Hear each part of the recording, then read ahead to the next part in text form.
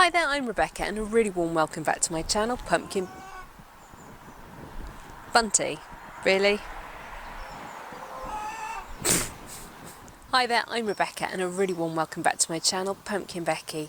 In this week's video, we are going to be planting some highly coveted plants that I spotted last May at the Malvern Spring Flower Festival. Let's get started.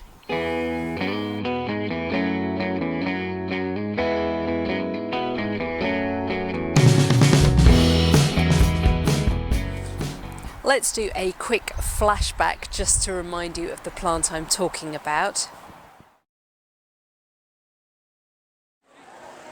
Now we're at the Plant-A-Go-Go stand and these are absolutely stunning. I don't know whether they won a medal for their stand, but they should have got a gold because it's just delicious.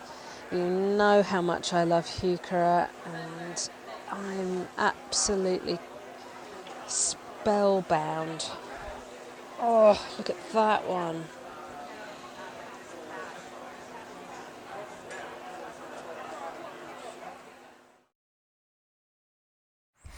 So yes, that was the Plant-A-Go-Go stand at Malvern Spring Flower Festival.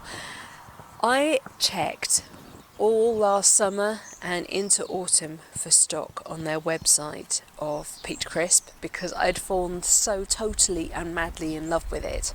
There was just nothing to be had, and my guess was that they were keeping it all for the festivals and flower shows so that they had plenty of stock for their stands.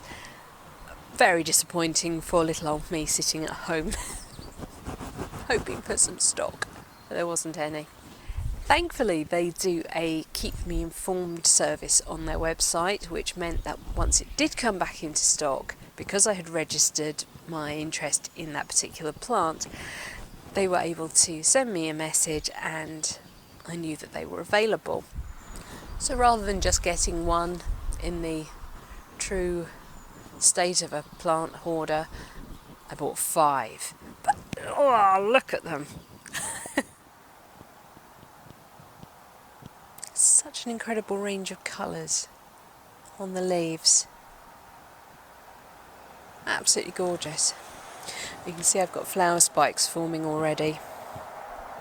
I've had them over winter and I have left them in the pots that Plant-A-Go-Go sent them in, so that compost is pretty spent now. They need potting on or planting out. Peach Crisp likes partial shade to full sun. The rule with Heuchera is that the darker the leaf colour, the more sunshine it can tolerate. So something like obsidian can cope with basically all day sunshine. But when you start getting to these softer colours, marmalade and the lighter, greenier ones, then they're going to want more shade during the day. Now I don't actually have that much shade anywhere in my garden. The front of the house faces eastish and the back is westish. So the sun tracks round and blasts most of it all day at some point. The shadiest bits I've got are, illogically, the vegetable beds.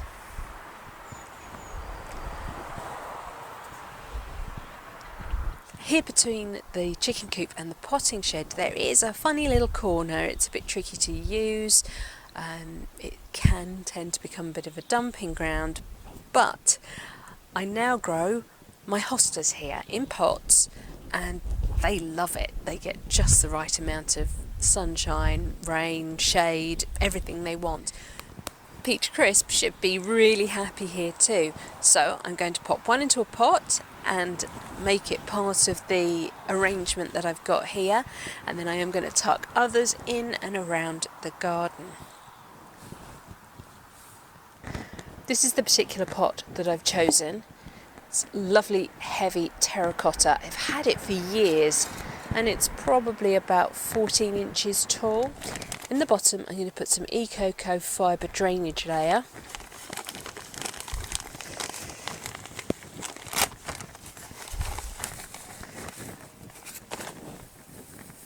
Just going to break it up a little bit.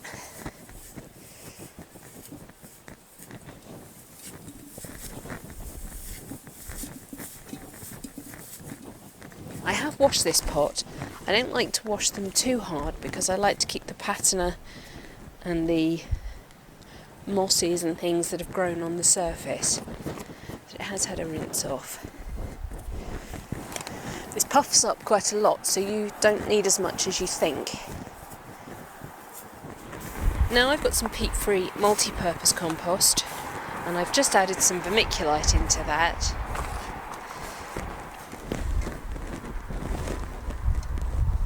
Now this pot has got a slightly inturned top section, and that means that once the plant's in, if it's a particularly big one, this isn't, but if it is, you might struggle to actually get compost down the sides here. So it's worthwhile, as you're putting it in, trying to sort of bank it up around the sides.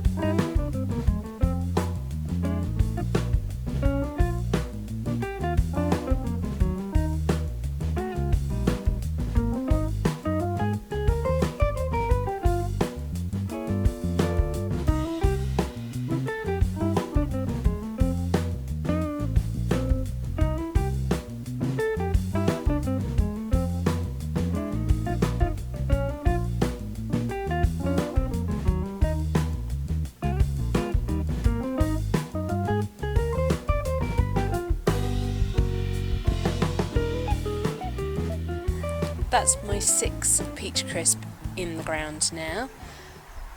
I've planted 3 here in a sort of triangle underneath the Fatsia japonica, and that's because that creates a really nice umbrella of shade at various stages in the day. So this area will get shade throughout the day, which is what this one will want. Fatsia japonica is actually a really useful plant for giving you shady spaces where you haven't got any. This was a tiny plant when we bought it. It's taken off, it establishes itself really quickly, but you can keep it pruned. You can lift the crown by pulling off the leaves. It has flowers and seed heads, so it has year-round interest and it's evergreen. So it is a really useful plant. Talking of useful plants, Heuchera themselves I find really useful for planting at the bases of clematis. Again, they establish themselves really quickly, and once they've got going, they provide a nice shady area for the roots of clematis. Clematis like to have their heads in the sun and their roots in the shade, keeping cool. So plant your clematis, plant a Heuchera in front of it, and the two create a really perfect ecosystem. Right, well that's it for this week's video. Thank you so much for watching. Please remember to rate, share and subscribe to me here on YouTube.